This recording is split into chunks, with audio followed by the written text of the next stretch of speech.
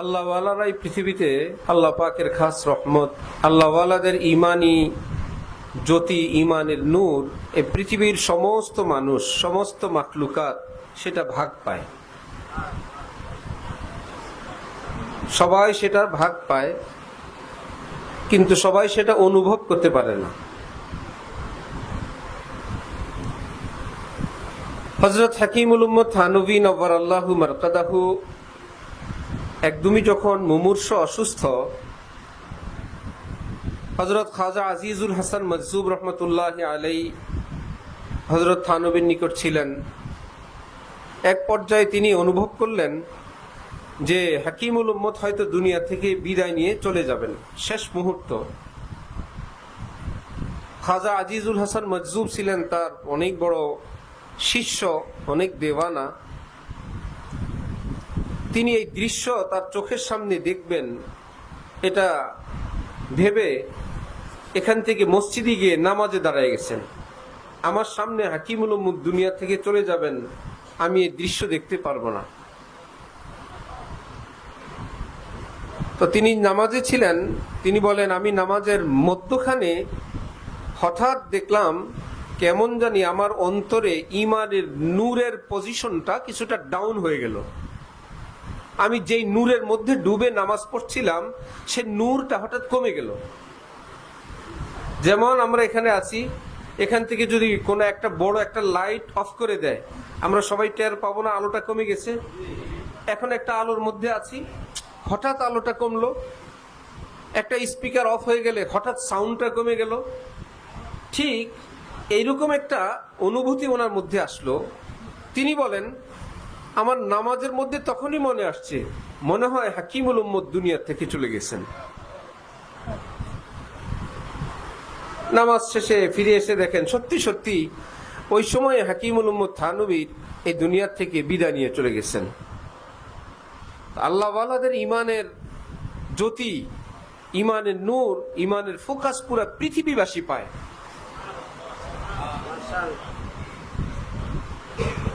ইবনে কাইয়িম আল জাওজিয়া লিখছেন, উযু এবং নামাজের অনেক ফাজাইল, যে আল্লাহ পাক ফজরের নামাজ সূর্য ওঠার আগে কেন ফরজ করলেন। এমন একটা ঘুমের সময়, এটা একটু পরে 8টা 9টা 10টায় করতেন। জোহর যদি দুপুরে হয় তো ফজর সকাল 7টা 8টায় হইতে পারত।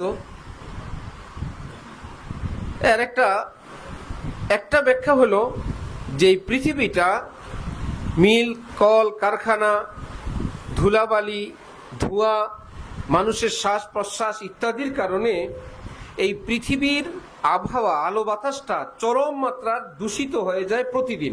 অতঃপর আল্লাহ পাক রাতের বেলা একটা বাতাস আল্লাহ পাক এই পৃথিবীতে পাঠান, এই পৃথিবীর আবহাওয়াকে পরিশুদ্ধ করার জন্য, রিফাইন করার জন্য।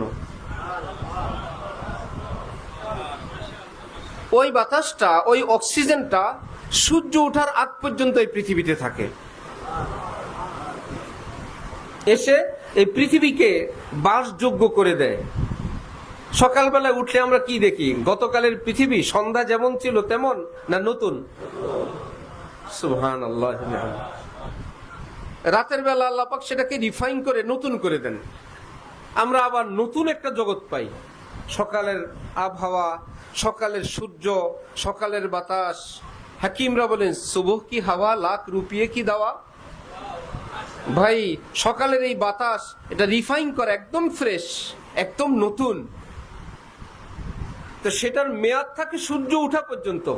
রব্বুল আলামিন আমাদেরকে বললেন, উঠো না, ফজরটা পড়ো, এই পৃথিবীর শ্রেষ্ঠ বাতাসটা একটু নেও, এটা তোমার আখিরাতের জন্য উপকার, তোমার দুনিয়ার জন্য উপকার। যারা ফজর পড়ে তারা ওই আলো পায়, ওই বাতাস পায়। এই পৃথিবীর একটা ভিন্ন জগৎে আল্লাহ পাক তাদেরকে দান করেন। এবার সকালবেলা আল্লাহ পাক আবার বললেন, এখন তো ফজর শেষ, স্বাধীন। ইয়া বানি আদম ইরকালি রাকাতাইন আউয়ালান নাহার আকফিরা আখিরা আকফিকা আখিরা। এ আদমের বাচ্চা, আমার জন্য 2টা রাকাত পড়বা দিনের শুরুতে, তাহলে সারাদিন তোমার যা কিছু লাগবে আমি আল্লাহ ব্যবস্থা করে দিব। ইশরাকের নামাজ সেটা কিসের নামাজ? আল্লাহ আবার লোভ দিলেন, পড়বা 2 রাকাত আমার জন্য। কেন? ওই এশরাক যে পড়ে, সকালের সূর্যের লালিমা, সূর্যের কিরণ সে পেয়ে যায়, সে ঘুমের মধ্যে যায় না, জাগ্রত অবস্থায় সূর্য উদয় হয় তার। ফজরও পড়লেন, আবার জাগ্রত অবস্থায় সূর্য সে পাইল। আচ্ছা, ফজরের নামাজ পড়লাম ফরজ, সেটা কি আল্লাহর জন্য ছিল না? কিন্তু আল্লাহ বললেন এশরাকটা পড়বা আমার জন্য। কি ব্যাপার, আপনার জন্য আগেরটা পড়লাম? মুহাদ্দিসিনগণ বলেন সেটাতে ছিল ফরজ, না পড়লে জাহান্নাম। সেই ভয়েও তো পড়তে পারো, এখন তো আর না পড়লে কোনো গুনাহ নাই। যদি পড়ো, আমি বলবো তুমি আমার মহব্বতেই পড়েছো, আমি পুরস্কার দিব। আজকের দিনে তোমার যা লাগবে আমি আল্লাহ সব ব্যবস্থা করে দিব। বহু সারা দেশের পৃথিবীর বহু মুসলমানরা এই লোভে বসে থাকে। উত্তরা 7 নম্বর সেক্টর, আরো বহু জায়গায়, বনশ্রী, ফজরের পরে মসজিদ ভরা মুসল্লি যায় না, যে আমার সারাদিনে অনেক জরুরত, অনেক বিপদ, অনেক লেনদেন, অনেক পাওয়া দেওয়ার ব্যাপার স্যাপার আছে, আমি 2 রাকাত পড়ি। আল্লাহ বলছেন আল্লাহ ব্যবস্থা করবেন। এক ফাঁকে তার কি হয়ে গেল? সূর্যের কিরণের সঙ্গে সম্পর্ক হয়ে গেল। ফজর পড়লো তো ভোর রাতের স্পেশাল অক্সিজেন সে পেয়ে গেল। আবার বললেন তাহাজ্জুদ পড়বা, সুবহানাল্লাহ, শেষ রাতের তাহাজ্জুদ। দুনিয়া লাখ পড়া সোতা है लेकिन रो रो के कोई तेरा नाम लेता है। আল্লাহ, পৃথিবীবাসী সবাই নাক ডেকে ঘুমায়, আল্লাহ আপনি একটু তাকায় দেখেন, আপনার এক দেওয়ানা পৃথিবী যখন ঘুমায় জেগে জেগে সে আপনাকে স্মরণ করে, আপনাকে ডাকে।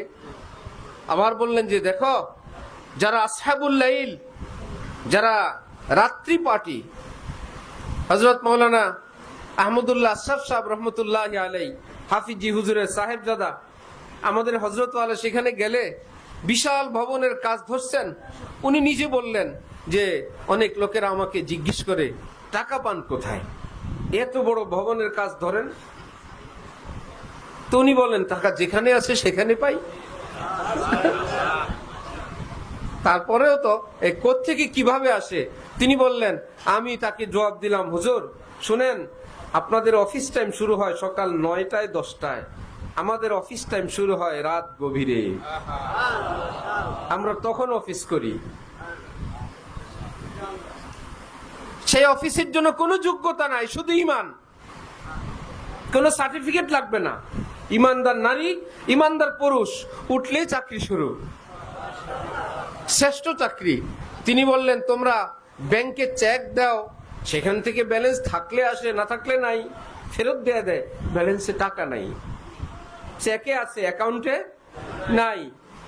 তিনি বলেন আমরা সেখানে চেক ছাড়ি চোখের পানি, তোমরা দাও চেক, আমরা দেই চোখের পানি।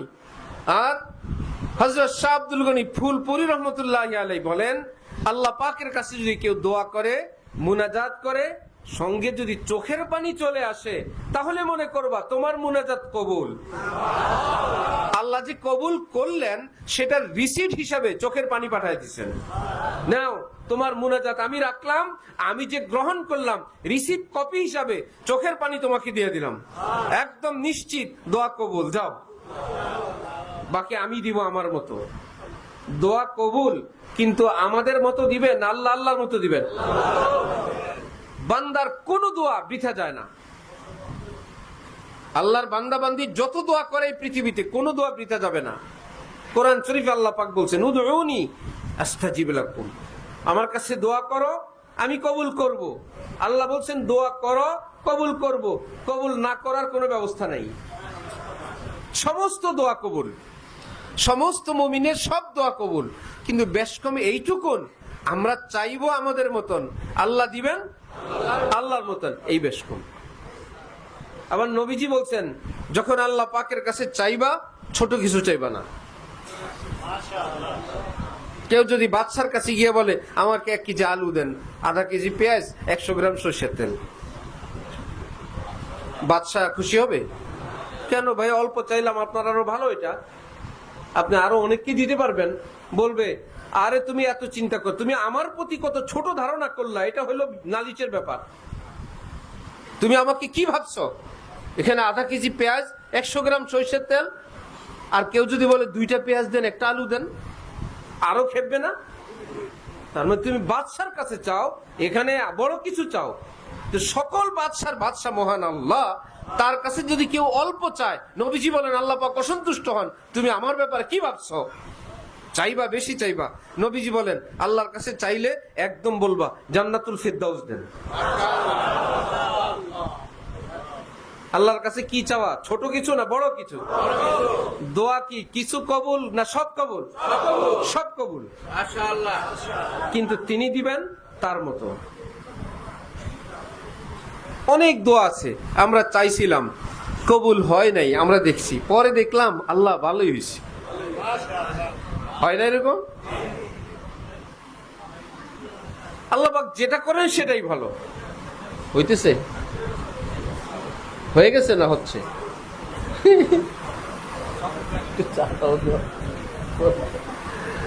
এক লোক ট্রেনে উঠছে, ট্রেনে উঠে বেচারা বসার জায়গা পায় না, শোয়ার জায়গার প্রশ্নে আসে না, হাত পা রাখবি কই, ব্যাগ রাখবি কই, ব্যাগটা উপরে রাখছে, পা গুছা অনেক কষ্টে মষ্টে বসছে, আর মনে মনে ভাবতেছে আল্লাহ যদি হাত পা গুলো নাট বল্টু সিস্টেম করতেন, আমি এগুলো ব্যাগের সঙ্গে উপরে রেখে দিতাম। আর মনে মনে বলে আল্লাহ এত বুদ্ধি তোমার, এই বুদ্ধিটা আসলো না, এই ছোট্ট একটা কথা কি তোমার মাথায় আসলো না? নাট বল্টু সিস্টেম করে দিতা, যার প্রয়োজন সে রাখতো, না হলে খুলে আলাদা রেখে দিত, তাহলে আমি এখন আরামে বসতে পারতাম। বুঝে আসে না আল্লাহ এটা কেন করলেন না, এই বলে ঘুমিয়ে গেছে। ঘুম থেকে উঠে দেখে ব্যাগ চুরি নিয়ে গেছে। এখন বলে আল্লাহ মাপ চাই, তোমার বুদ্ধি ঠিক আছে, আমার বুদ্ধি মতো যদি তুমি নাট বল্টু সিস্টেম করতা, আমার হাত পা চোরার কাছে থাকতো, চোরাই ব্যাগ নিছে, ব্যাগের ভিতর আমার হাত পাও নিয়ে যেত না। আল্লাহ তুমি যা করো সেটাই ভালো। তাহলে আমাদেরটা ঠিক না আল্লাহটা ঠিক? আমরা চাইবো আমাদের মতন, আল্লাহ দিবেন আল্লাহর মতন। সুতরাং মন খুলে দোয়া করব, বড় মনে দোয়া করব, আর বলবো হয়তো আজকে, আগামীকাল, পরশুদিন, এর বদলা আরেকটা, না হলে আল্লাহ পরকালে দিবেন, না হলে গুনাহ মাফ করে দিবেন। আমার দোয়া বৃথা যাবে ইনশাআল্লাহ। হযরত ডক্টর আব্দুল হাই সাহেব রহমতুল্লাহি আলাইহি ভারতের, পাকিস্তানের মস্ত বড় বুজুর্গ ছিলেন, যার মুরিদ আল্লামা তাকি উসমানী। ওনার বড় ভাই হযরত রফি উসমানী, পাকিস্তানের প্রেসিডেন্ট তৎকালীন জিয়াউল হক, সবাই হযরত ডাক্তার সাহেবের মুরিদ ছিলেন। এত বড় বুজুর্গ, উসওয়ায়ে রাসূল আকরাম সাল্লাল্লাহু আলাইহি ওয়াসাল্লাম কিতাব লিখছেন, যেই কিতাব দাওরা হাদিস পাশ করার পর ইফতা যারা পড়ে মুফতি সাহেব, ওখানে সেটা সিলেবাসভুক্ত, ওই কিতাব পড়ে মুফতি সাহেব হয়। এত বড় নবীজির জীবনী লিখছেন।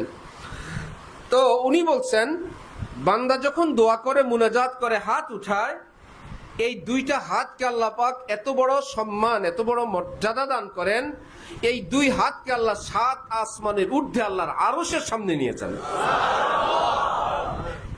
আসমানের ফেরেশতারা দেখতে পায়, আরশের ফেরেশতারা, এই দুইটা হাতকে আল্লাহর আরশের সামনে দেখা যাচ্ছে। সুতরাং আল্লাহর দরবারের ফকিরের দাম এত যে মুনাজাত করলে তার হাত 7 আসমানের ঊর্ধ্বে চলে যায়। আল্লাহ পাকের কাছে আমাদেরকে বেশি বেশি চাওয়া তৌফিক দান করেন। মাল্লাম ইয়াসআলিল্লাহ ইয়াগযাব আলাইহি, নবীজি বলেন আল্লাহ পাকের কাছে যে বেশি চায় না, আল্লাহ পাক তার উপর অসন্তুষ্ট হন। শেষে একদিন স্বামী রাগ করে বলে, অন্য কেউ আছে নাকি? কেন? তো কি বাবা, তোমার কিছুই চাও না, কার কাছে চাইবা? আর যদি দেখা গেল একটা সুতা লাগলেও বলে, একটা সুই লাগলেও বলে, স্যান্ডেল লাগলেও বলে, তখন মনে করো ফো, তার তো আর দুনিয়াতে কেউ নাই, সে তো পৃথিবীর কারোর সঙ্গে কথা বলে না, সে তো বাইরে বেপরদাও যায় না, যা লাগে তো আমার কাছেই বলে। আমার কত লক্ষ্মী স্ত্রী, চায় আবার বলে লক্ষ্মী। বান্দা যখন আল্লাহ পাকের কাছে চায়, নবী বলেন না জুতার ফিতা ছিঁড়ে গেছে, ছোট্ট একটা কিছু লাগবে, পকেটের টাকা নিয়েই বাজারে রওনা হয়ে না, বলো আল্লাহ আমার জুতাটা ছিঁড়ে গেছে, আল্লাহ আমার জুতাটা মেরামত করে দেন। আল্লাহ আমার ঘরে তরকারি নাই, আল্লাহ আপনি ভালো তরকারির ব্যবস্থা করে দেন। আল্লাহ আমি ঘর থেকে বের হইলাম, আল্লাহ রিক্সা লাগবে, রিক্সার ব্যবস্থা করে দেন। আল্লাহ গাড়ি লাগবে, গাড়ি দেন। আল্লাহ দোকান খুললাম, दुकान खोलना हमारा काम है, গ্রাহক भेजना আল্লাহ মিয়া का काम है। দোকান খুলে বসলাম, আল্লাহ আমি তো বসছি, আপনি গ্রাহক পাঠিয়ে দেন। যাই করে আল্লাহ পাকের সঙ্গে কথা বলে আর চায়। এখন যখন গ্রাহক আসছে, বিক্রি হয়েছে, 20-50 টাকা লাভ হয়েছে, আমার আল্লাহ আমারে দিছেন, আমার আল্লাহ আমাকে দিছেন, আমার আল্লাহ আমাকে দিছেন। এই যে বান্দা যখন বলে আমার আল্লাহ রব্বুল আলামিন বলেন, এত সুন্দর করে শুকরিয়া আদায় করতে পারলা, এইভাবে তুমি বলতে পারলা। ছোট্ট বাবুকে যখন বাবা জামা কাপড় কিনে দেয়, সে যখন জামা পরে বলে আমার বাবা দিছে, আমার আব্বু দিছে, আমার আব্বুটা অনেক লক্ষ্মী। আর বাবার সামনে এসে বলে, কপালে চুমো দেয়, বলে আমার অনেক পছন্দ হয়েছে জামাটা, বাবা আমার অনেক খুশি হয়েছি। বাবার মন চায় এক্ষুনি আবার যাই, বাজার থেকে আরো কটা নিয়ে আসি। এমন কলিজার টুকরা সন্তান কোরআনে পাকে আল্লাহ পাক বলেন, লা ইন শাকারতুম লাযিদান্নাকুম। আমার নিয়ামত পেয়ে যদি বলো আমার আল্লাহ দিবেন, আমার আল্লাহ দিবেন, আমি ওয়াদা করলাম অবশ্যই অবশ্যই আমি আল্লাহ তোকে আরো বেশি দান করব। তোমার বাবা মনে চায়, খোঁজ নিয়ে জানা গেল মার্কেট বন্ধ। তোমার বাবার মনে চায় পকেটে টাকা নাই। তোমার বাবার মনে চায়, ওদিক থেকে মা আবার নিষেধ করে। বাবার জোশ উঠে, মা বলে না লাগবে না, হয় কি না? আল্লাহ এরকম দিতে চাইলে না করার কেউ আছে? আল্লাহ কি অভাব আছে? আল্লাহ কি মার্কেট বন্ধ আছে? 24 আওয়ার্স 7 ডেজ ওপেন, 24 ঘন্টা সব সময় খোলা। যখন চায় রব্বুল আলামিন বলে আমার দরবারও খোলা, আমার মার্কেটও খোলা, শপিং মলও খোলা। তোমার কি লাগবে? উদুনি আস্তাজিব লাকুম, যা লাগবে বলো, আমি এখন কবুল করব। আরেক হাদিস নবীজি বলেন, উদউল্লাহ ওয়া আনতুম মুকিনিনা বিল ইজাবাহ। আল্লাহ পাকের কাছে দোয়া করো, দোয়া কবুলের ইয়াকিনের সাথে। দোয়া করে হইতেও পারে, নাও হইতে পারে, এই আছে কপালে। আবার আরেকজনই দোয়া করছেন, না এটা কবুল হবেই, আজকের দোয়া কবুল। সিলেটে এক বুজুর্গ ছিলেন, আমাদের উস্তাদ মাওলানা কুতবুদ্দিন সাহেব রহমতুল্লাহি আলাইহি শুনেছেন, নিজেই নিজের মুনাজাত দিয়ে হাত নামায় বলতেন, না কবুল হয় নাই। আবার শুরু, আবার লম্বা মুনাজাত, না হয় নাই। আবার কান্না কাটি, চোখের পানি দেয়া মুনাজাত দিও, আলহামদুলিল্লাহ কবুল হয়ে গেছে। সুবহানাল্লাহ। अपना कहीं तुझसे पहुंचे उनका गम, ऐ मेरे अश्के नदामत अब तो थम। এক বুজুর্গ বলেন, গুনাহ হয়েছিল, কান্নাকাটি তওবাতিল্লাহ আল্লাহ পাকের কাছে করেন। কান্নাকাটির মধ্যখানে হঠাৎ মনে আওয়াজ আসছে, আল্লাহ তো মাফ করে দিছেন। মনটা হালকা হয়ে গেছে, একদম পাতলা হয়ে গেছে। এখন চোখের পানি থামে না, নিজে নিজের চোখের পানিকে বলে, আই মেরে আজকে নাদামত আব তো থাম। অনুতাপ, অনুশোচন আর লজ্জা, হে অশ্রু জল, এখন তো থাম ভাই। তুমি যদি আরো প্রবাহিত হও, আল্লাহ যদি খেপেন, মাফ করে দিলাম, তারপরে কান্দোস কেন? কি আশ্চর্য! বাবা মা যদি সন্তানকে মাফ করে দেয়, তারপরেও যদি কান্না করে, একটা উল্টো ধমক খায় না? চুপ কর, হয়েছে তো, মাফ করে দিছি তো, আর কি, আর কান্দো কেন? এখন নিজেই নিজেকে বলে, আপনা কাহি তুঝসে পৌঁছে উনকো গাম। এই কান্নাকাটি করার কারণে তিনি যদি কষ্ট পান, তোরে তো কখনই মাফ করছি, এখন আবার বেশি কান্না করো তাও। হাকিমুল উম্মত থানবী বলেন, যে পাহাড় পরিমাণ গুনাহ যদি হয়ে যায়, সবটাকে একত্রিত করে 2 রাকাত নামাজ পড়ো, আল্লাহ পাকের কাছে কান্না কাটি করো, আর ইয়াকিন রাখো তোমার জীবনের সব গুনাহ আল্লাহ পাক মাফ করে দিয়েছেন। জীবনে আর ওদি ফিরেও দেখবে না, ওই গুনার দিকে আর ফিরেও দেখবে না। আল্লাহ পাক ক্ষমা করতে কি একটা একটা করে করেন? যে তোর 10 বছরের গুনাহ ক্ষমা করতেও তো 10 বছর লাগবে। তুই 24 ঘন্টায় গুনাহ ছিলি, আমার মাফ করতেও তো এরকম লাগবে। আমার যখন সর্বপ্রথম মোবাইল কিনলাম, অত ডাইন বামও বুঝি না, এর মধ্যে কত কষ্ট করে কতগুলো নাম সেভ করছি। সব মানুষের মোবাইলও নাই, সবাই সেভও নাই। অমুকের বাপের নম্বর, অমুকের চাচার নম্বর, অমুকের অফিসের নাম্বার, কত কষ্টের মোবাইল। যখন মিনিট 60 টাকা, আসলেও টাকা যায়, গেলেও টাকা যায়। 300 টাকার কার্ড, 21 দিন মেয়াদ, মেয়াদ শেষ, টাকা শেষ। ওরে কিয়ামতের আলামত। এরকম ছিল না শুরুতে? তো সেই সময় কত গুরুত্বপূর্ণ। এত কষ্টে আমার মোবাইল নাম্বার, দেখি একটা নম্বরও নাই, পুরা মোবাইল। একজন মিস্ত্রির কাছে, ইঞ্জিনিয়ারের কাছে নিয়ে গেলাম, সে বলে না, এখানে না, এখানে আপনি মনে হয় কোনো কিছু এরকম টিপ দিছিলেন। আমি বললাম হ্যাঁ, এক পাশে ইয়েস আর এক পাশে নো, আমি একটা ইয়েস টিপ দিছিলাম। বলে এর উপরের লাইন কি ছিল জানেন? আমি বললাম তো না, আমি তো ইয়েস নোর মধ্যে ইয়েস ভালো জিনিস, আমি তো ভালো জিনিস ইয়েস, সবসময় ইয়েস এর উপর থাকবো। বললে এর উপরের লাইন লেখা ছিল ডিলেট অল। আপনি কি সব কেটে দিতে চান, ইয়েস আর নো? আমি তো দিছি ইয়েস। এখন কি একটা একটা করে কাটলো না সব কাটলো? আমার আপনার এক ডিলেট অলের এক ইয়েসে যদি পুরো মোবাইল সাদা হয়ে যায়, রব্বুল আলামিন বলেন তোমার সারা জীবনের সেভ করা গুনাহ আমি আল্লাহ যখন বলবো ইযা আরাদা শাইআন আন ইয়াকুলা লাহু কুন ফায়াকুন, আমি ইয়েস বললে তোমার ডিলেট অল হয়ে যাবে, সব গুনাহ মাফ হয়ে যাবে। হযরত থানবী বলেন ফিরে তাকাবো না কি হয়েছে না হয়েছে, সব মাফ। আর বলবো হ্যাঁ ওটা তো শেষ। এখন আমার মেজু ছেলে এখন তো বড় হয়েছে মাশাআল্লাহ, সব প্রথম দিকে রোজা রাখছে, শুরুর দিকে দুপুরের দিকে একদম চেহারা নীল হয়ে গেছে। ছোট মানুষ বেচারা, আমরা তাকে বুঝে শুনে খাওয়াইলাম, আর লাগবে না তোমার রোজা, এখন খাও। পরে আমরা আর বুঝি নাই, মন খারাপ করে সে শুয়ে আছে সন্ধ্যা পর্যন্ত। তার ছোট বড় এরা টের পাইছে রোজা রাখতে পারে নাই, ফেল। এরা আবার এসে বলে হ্যাঁ পারো নাই, তোমার রোজা তো শেষ। আর সে বলে কিসের শেষ, আমার রোজা আছে। তুমি না দুপুরে খাবার খাইলা? সে বলে খাবার খাইছি, তারপর তওবা করছি না। সে বয়ান টয়ান শুনে মনে করছে যাই করে তওবা করলে সব মাপ, এই জন্য আমি রোজা রাখছি, খাইছি, তারপরে তো তওবা করছি, আমার রোজা আছে। তো সুতরাং ওই ছোট্ট মানুষ যেরকম মনে করে গুনাহ করছে এতে কি হয়েছে, আমি তওবা করছি না, আল্লাহর কসম ওই ছোট্ট মানুষ বুঝি নাই কিন্তু এটা বলছে। কিন্তু কেউ গুনার পরে যদি বলে যে আমি গুনাহ করছি, আর যদি মনের মধ্যে আসে তুমি না গুনাহ করছো, আমরা তখন বলবো কেন, আমরা তওবা করছি না, গুনাহ করছি, তারপরে তওবা, আমাদের ডিলেট অল আছে না, তারপরে সব মা। দলিল কি শুনবেন? একটা দুইটা দলিল না, এক দুই দলিল না। আল্লাহ পাক যখন ইবলিসকে জান্নাত থেকে বিতাড়িত করে বের করে দিলেন, ইবলিস আলেম থা, আরিফ থা, আবেদ থা, লেকিন আশিক না থা। এলেম ছিল, মারিফত ছিল, ইবাদত ছিল, আল্লাহর ইশক মোহাব্বত ছিল না। কপালটা পড়ছে এখানেই। এই জন্য খালি ইবাদত দিয়ে গর্ব করার কিছু নাই, এলেম দিয়ে গর্ব করার কিছু নাই, আমল নিয়ে গর্ব করার কিছু নাই, সব ইবলিসের ছিল। সব সহ মরদুদ ছিল নাকি আল্লাহর মোহাব্বত।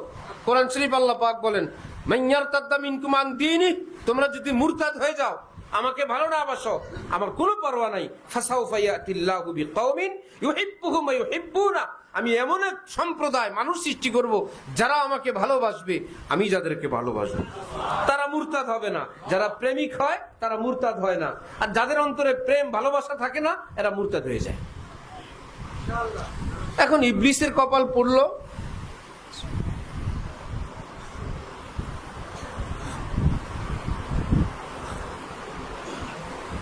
মাইক ঠিক করবা না, চা দিয়ে চালাবা।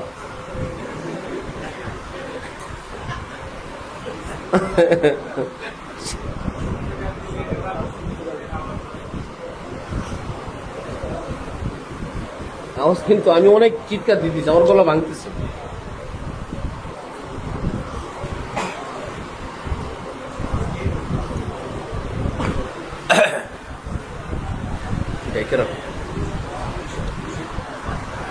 ইবলিসকে যখন আল্লাহ পাক জান্নাত থেকে বের করে দিলেন, কে কোন দিকে ভিডিও করে, মোবাইল সহ জব্দ করেন, মোবাইল এবং মোবাইলওয়ালা দুজন আটকে রাখেন। হ্যাঁ হ্যাঁ, কারো মজলিস, কারো মাহফিল কর্তৃপক্ষের অনুমতি ব্যতীত ছবি তোলা শরীয়তে নিষেধ, রাষ্ট্রীয় নিষেধ। আপনি যাদের অনুষ্ঠানে ছবি তুলবেন, কর্তৃপক্ষ যদি নো বলে আমাদের এখানে ছবি তোলার অনুমতি নাই, তাহলে রাষ্ট্রীয় আইনে দণ্ডনীয় অপরাধ। আপনি কারো ব্যক্তিগত প্রোগ্রাম তাদের অনুমতির বাইরে আপনি ছবি তুললেন, শরীয়তে না জায়েজ, চাইলে কর্তৃপক্ষ আপনাকে থানায় সুবদ্ধ করে আসতে পারবে। স্বাধীন না যে আমার অনুষ্ঠান আপনি ছবি তুলে নিয়ে যাবেন। কেউ যদি ওপেন করে দেয় সেটা তার ব্যাপার। এখানে কর্তৃপক্ষের পক্ষ থেকে অনুষ্ঠানের সব ধরনের ছবি ভিডিও নিষেধ, শরীয়তেও নিষেধ এবং আইনতেও কি নিষেধ। আল্লাহু আকবার। এত ছবি মানুষ তোলে, মানে থামতে কষ্ট হয়। ওই জুতা চোর তওবা করার পরে যেরকম জুতা লাড়ে, শুধু জিজ্ঞেস করছি ভাই এমন করো কেন, বললো আমি তো এরকম অপরাধী ছিলাম, কিন্তু এই টাইম হলে মাথা ঠিক থাকে না, একটু নাড়াচাড়া দিয়ে মাথাটা ঠিক রাখি।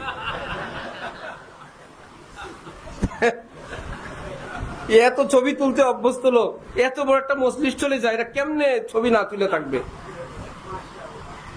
তো ইবলিসকে যখন জান্নাত থেকে আল্লাহ পাক বের করে দিলেন, ইবলিসের মারিফত কত, এলেম কত, আল্লাহ পাক কি কখন খুশি না নারাজ? উখরুজ ফাইন্নাকা রাজিব, বের হ শয়তান, বিতাড়িত কোথাকার। এইরকম ধমক। ইবলিসের এলেম এবং মারিফত দেখেন, ইবলিস জানে আল্লাহ পাক ইনফিয়াল থেকে পবিত্র, অর্থাৎ অনিচ্ছাকৃত কোনো অবস্থার দ্বারা আক্রান্ত হওয়া থেকে তিনি পবিত্র। একটু বুঝাইলে বুঝবেন। এমন মেজাজ খারাপ, আপনার ব্যক্তিগত কোনো বিষয়ে কারোর সঙ্গে ঝগড়ায়, লেনদেনে ইত্যাদিতে একদম ঝগড়া হয়ে গেছে, এর মধ্যে আপনার ছোট বাচ্চা এসে বাবা বাবা যা এখান থেকে সব, ওই বাচ্চাটার কোনো দোষ আছে? সে ফাও ধমক খেল না? এই যে আপনি আনকন্ট্রোল, যে একজন নির্দোষ মানুষের সঙ্গে আপনি একটা ধমক দিয়ে বসলেন, এটা এই যে আনকন্ট্রোল হয়ে যাওয়া, এইরকম আনকন্ট্রোল হওয়া থেকে আল্লাহ পাক পবিত্র। খেপছে একজনের উপরে, শাস্তি আরেকজনের উপরে। এই কবরওয়ালার উপরে এমন খেপা খেপছে, এই আগুনের চোটে পাশের জান্নাতের কবরেও আগুন জ্বলে। কি ব্যাপার? আরে তোর তো দোষ নাই, পাশেরটার উপর বেশি খেপছিলাম, একটু আগুন ওখানে চলে গেছে। এরকম হবে না। এই যে আনকন্ট্রোল হওয়া, ইচ্ছার বাইরে কিছু হয়ে যাওয়া, এর থেকে আল্লাহ কি পবিত্র, এটা শয়তান জানে।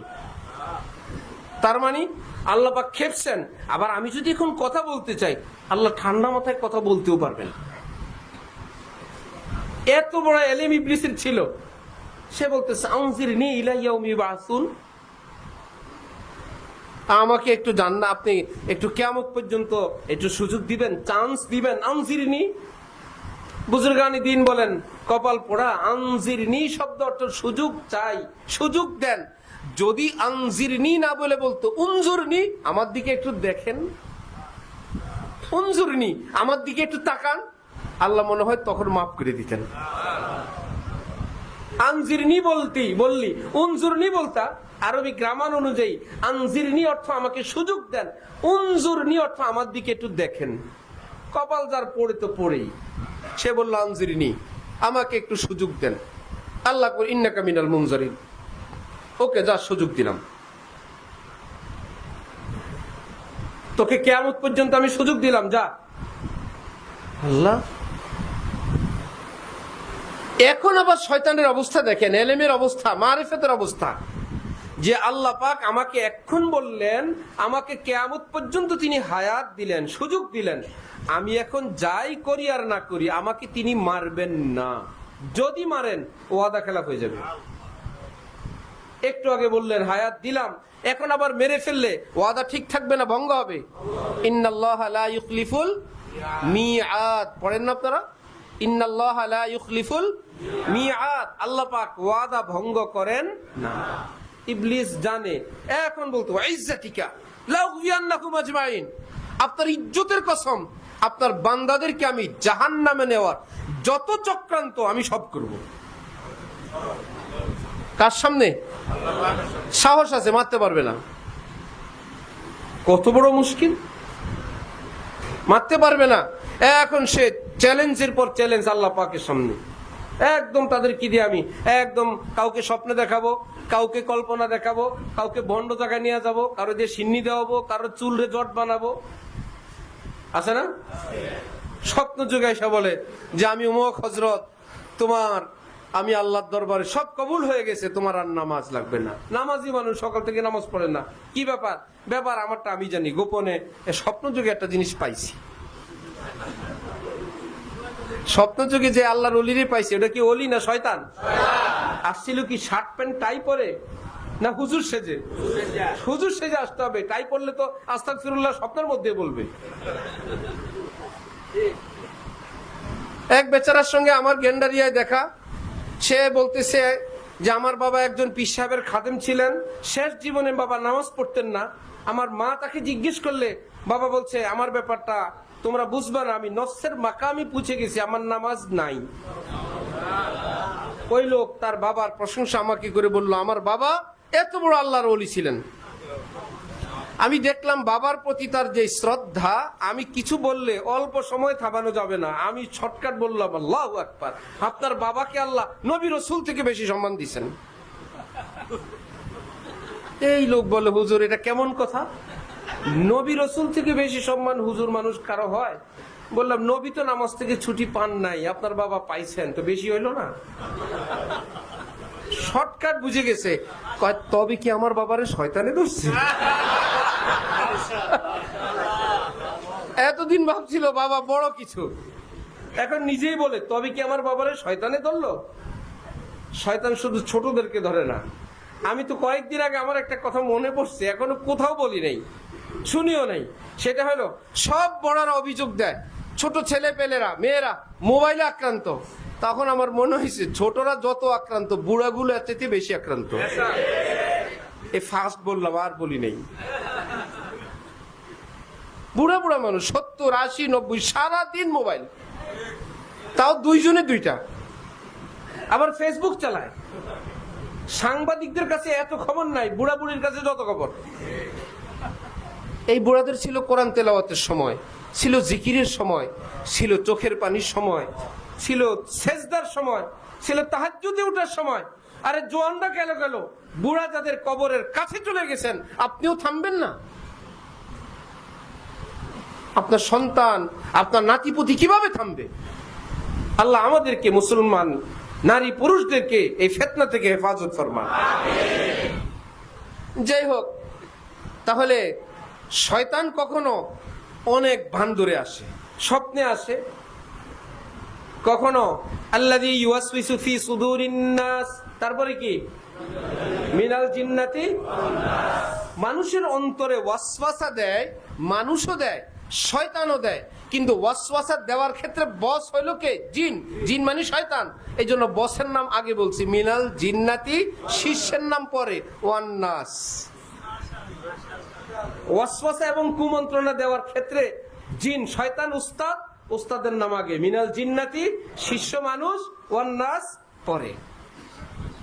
কিন্তু উস্তাদ আউযুবিল্লাহ পড়লে যায়, শয়তান আউযুবিল্লাহ পড়লে কি হয়ে যায়? পলায়ন করে চলে যায়। মানুষ আউযুবিল্লাহ না, কোরআন শরীফ খতম করলেও যাবে না, একটু বেশ কম আছে। আউযুবিল্লাহ বললে শয়তান যাবে। সূরা ফাতিহা কিংবা 30 পারা পড়লেও আপনার পাশে বসে থাকবে, বলে খতম শেষ করেন, জরুরি কথা আছে। কি কথা? গীবত, জরুরি গীবত আছে। আল্লাহু আকবার। শয়তানের ইলম, শয়তানের মারিফত অনেক। শয়তান এখন আল্লাহ পাকের কাছে বলল কি, আপনার বান্দাদেরকে আমি যত রকমে যাকে শেষ করা যায়। হযরত ওয়ালা করাচি রহমতুল্লাহি আলাইহি, মক্কা শরীফে এক হাজী সাহেব, বুড়া মানুষ, হযরত ওয়ালাকে বলতেছে শয়তান দেখেন দিনদার নামাজিকে শেষ করে কেমনে। হযরত এই ইন্দোনেশিয়ান মালয়েশিয়ান মেয়েগুলোর চেহারায় কি নূর দেখলেন? হযরত আল্লাহ করাচির কিতাবে আছে। হযরত বলেন জালেম বুড়ার বুড়া, আল্লাহর ঘর কাবা শরীফের নূর দেখো না, সব নূর ইন্দোনেশিয়ান মেয়েদের চেহারার মধ্যে। তওবা করো, নিজে দেখছে আল্লাহর ওলির নূর দেখায়। হযরত ওয়ালা বলেন আবার মানুষ কি করে, রাস্তায় কোন বেপরদা নারী এখন নিজেও দেখতে মন চায়, পাশে কেউ আছে, এখন তাকে বলে দেখলেন কি অবস্থা, এক কামে দুই কাম হয়ে গেল। আছে কোনো শরম? বিদেশে সফরে গেছে, এখন দেখে কি ব্যাপার, বলল ভাই দেশে গিয়ে বয়ান করতে হবে, বলতে হবে তো কোন পর্যন্ত হাঁটুর উপরে কাপড় উঠানো, কি অবস্থা, সচক্ষে দেখে গিয়ে যাতে বলতে পারি নিজে দেখে আসছি। মানুষকে বলার জন্য আমি দেখতেছি, আমার কোনো ব্যক্তিগত কোনো কি নাই, লোভ নাই।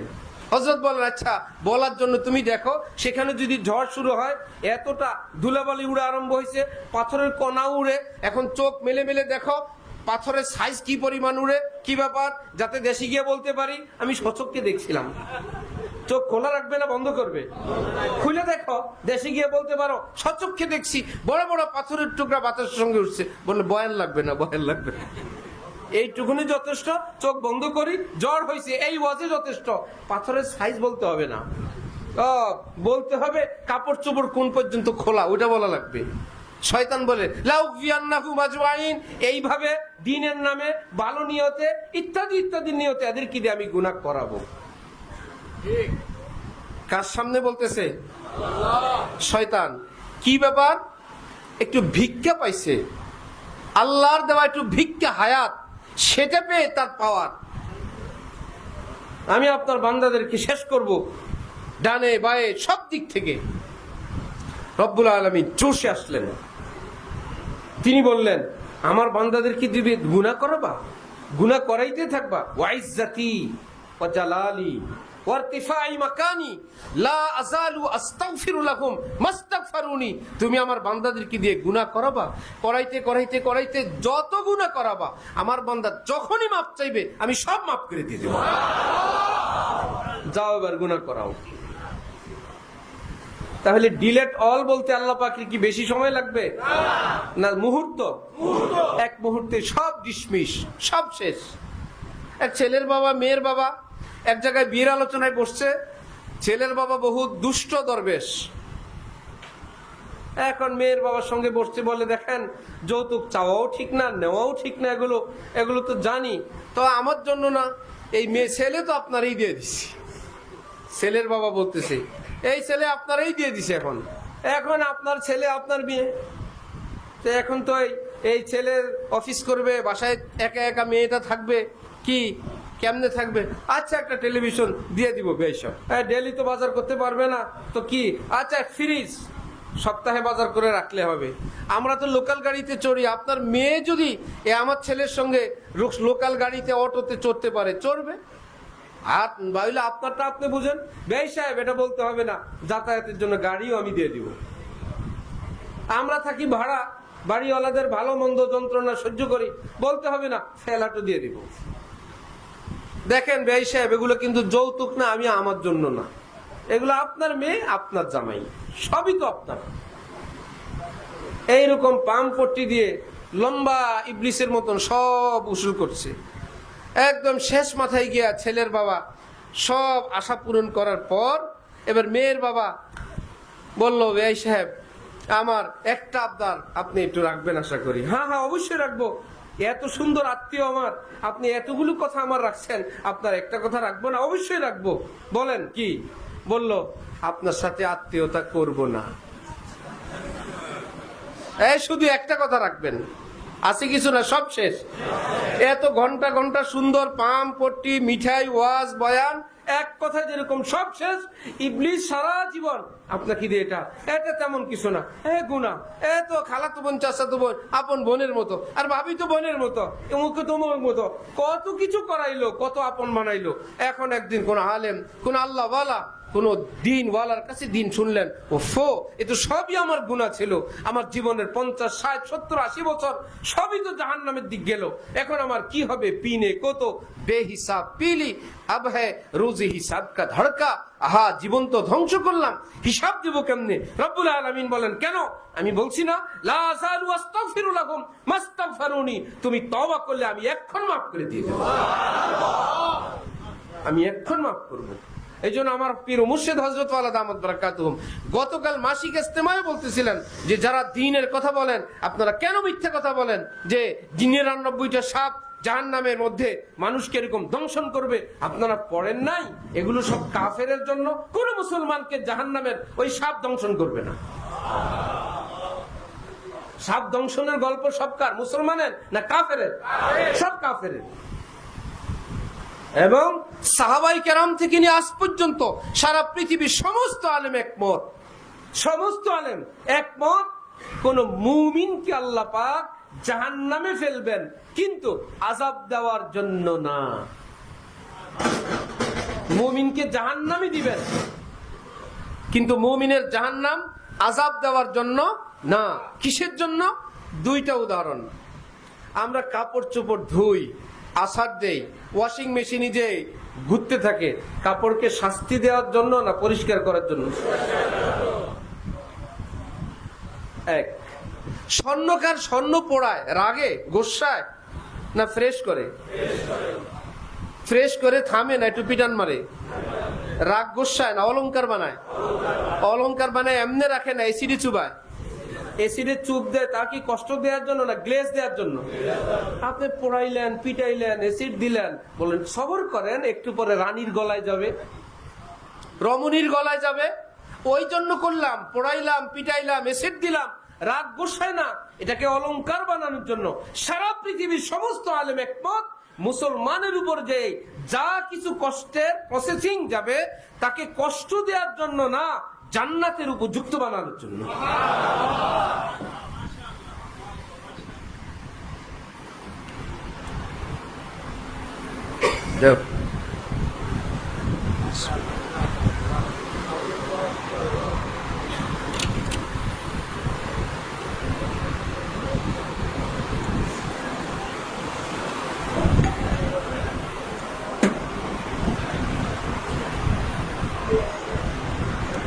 আল্লাহু আকবার, আস্তাগফিরুল্লাহ, আস্তাগফিরুল্লাহ, আস্তাগফিরুল্লাহ। আলামিন, কোনো খোঁজ খবর আছে?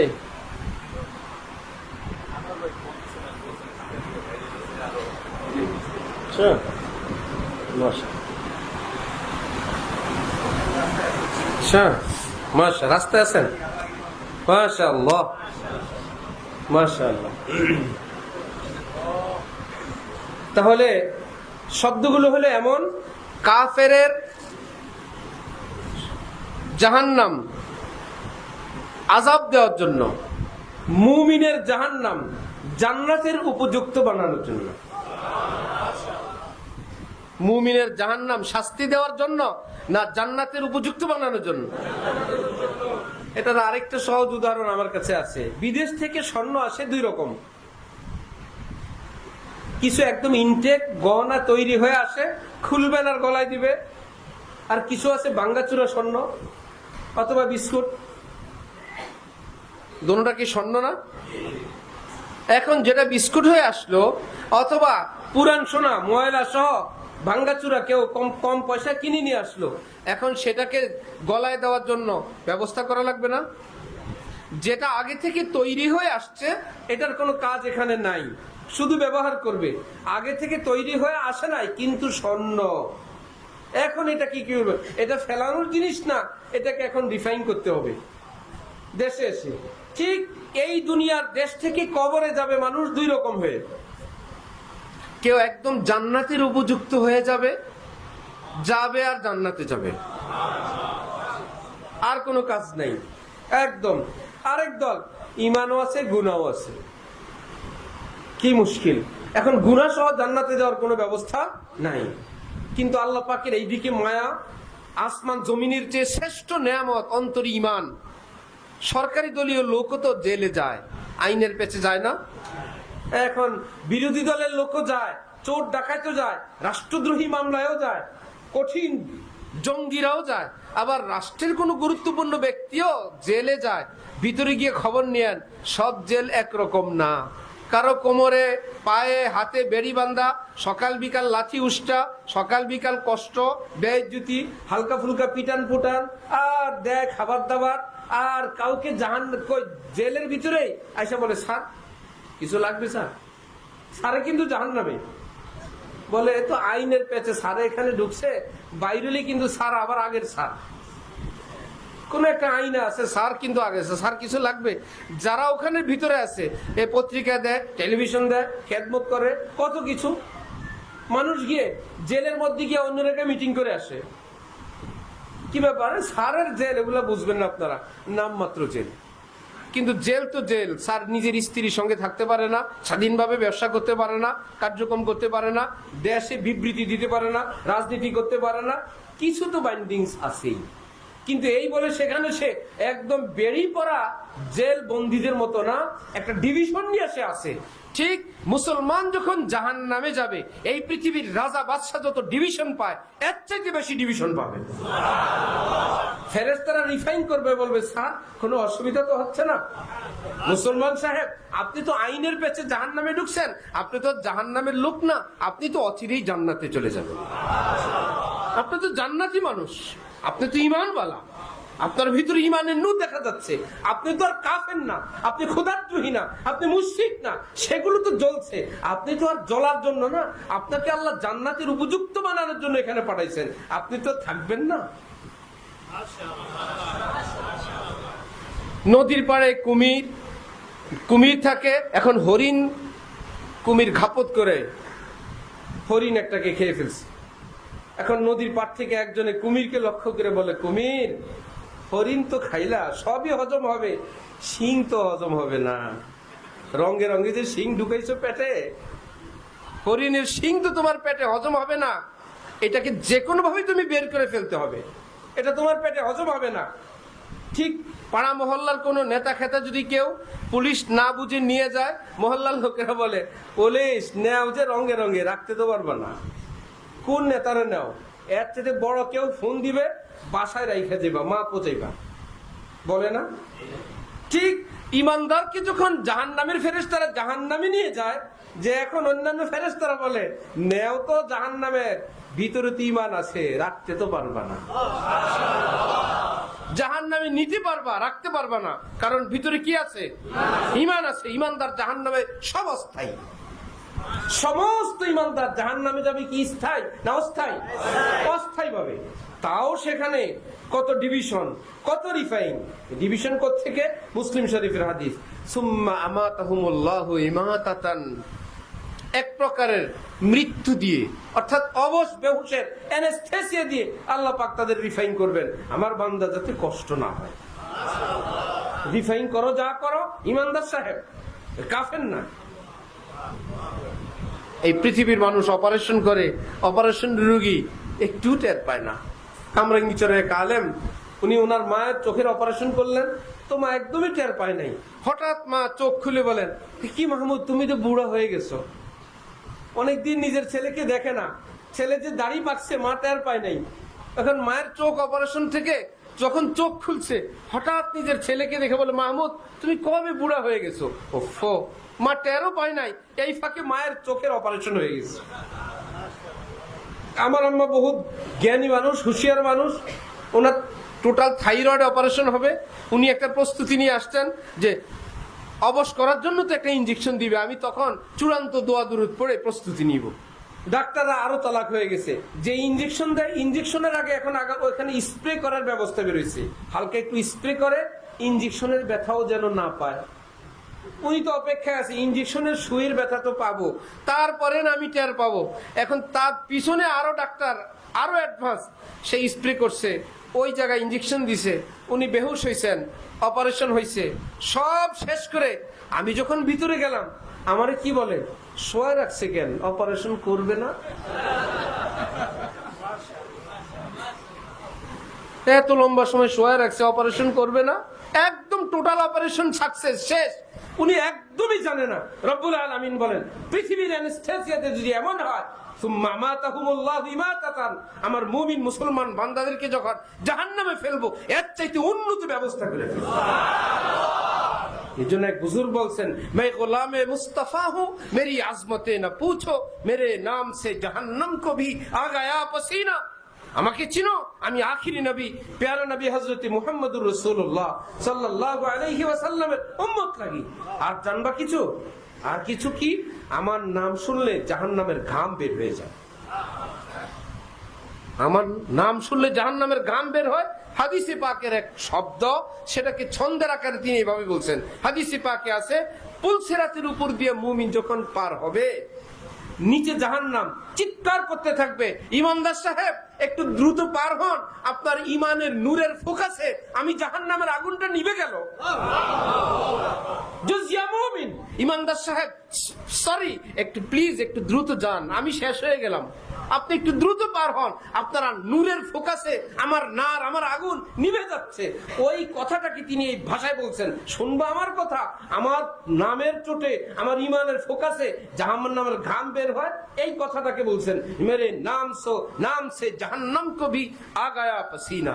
আমার ভাই, কোরআন শরীফে রব্বুল আলামিন বলেন, ওয়ালা আব্দুম মুমিন খায়রুম মিন মুশরিকিন ওয়ালাউ আজাবাকুম, যার বুকে ঈমান আছে আর কিচ্ছু নাই, কোনো আমল নাই, এইরকম একজন নারী, একজন পুরুষ, সে যদি দাস হয়, সে যদি দাসী হয়, গোলাম হয়, বান্দি হয়, আমি আল্লাহর কাছে তার মূল্য মর্যাদা আসমান জমিন হীরামণি মুক্তা সবটা ভরে যত কিছু, তার চেয়ে ওই বান্দা বান্দির দাম আমি আল্লাহর কাছে আর অনেক বেশি। এই জন্য সর্বনিম্ন জান্নাতীকে আল্লাহ পাক যে জান্নাত দান করবেন ইমানের বরকতে, এই দুনিয়ার সমান 7 দুনিয়ার সমান একটা জান্নাত দিবেন। 10 দুনিয়ার সমান, 10 দুনিয়ার সমান জান্নাত। কি ব্যাপার? যার ব্যাপার ইমানের দাম তোমরা জানো।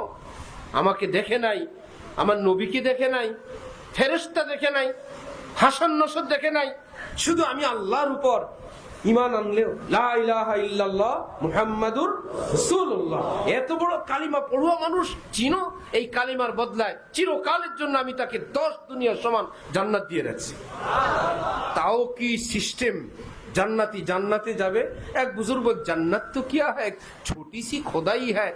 আরে বাবা, জান্নাতে তো খোদার মতন পাওয়ার, সেখানে রব্বুল আলামিন যেরকম যা বলেন তাই হয়। জান্নাতি জান্নাতে যাওয়ার পর যাই বলে তাই হয়। আমাদের হযরত আলা মজা করে বলতেন না, একসময় যখন হযরত আলা রাজশাহীর পান আর বাবা যোদ্ধা পছন্দ করতেন, হযরত মজা করে বলতেন, আল্লাহ যেহেতু বলছেন যা চাইবো তাই দিবেন, কষ্টে মষ্টে ঢুকলে হইছে। জান্নাতের গেটে ঢুকে বলবো, আল্লাহ রাজশাহী পান আর বাবা যোদ্ধা। আপনি তো বলছেন আমি যা চাইবো তাই দিবেন, আগে এই 2টা দেন, পরেরটা পরে। আরেক এলাকায় গিয়ে হযরত ওলা মুসলমানরা ঢোল বাজায়, জিকির করে।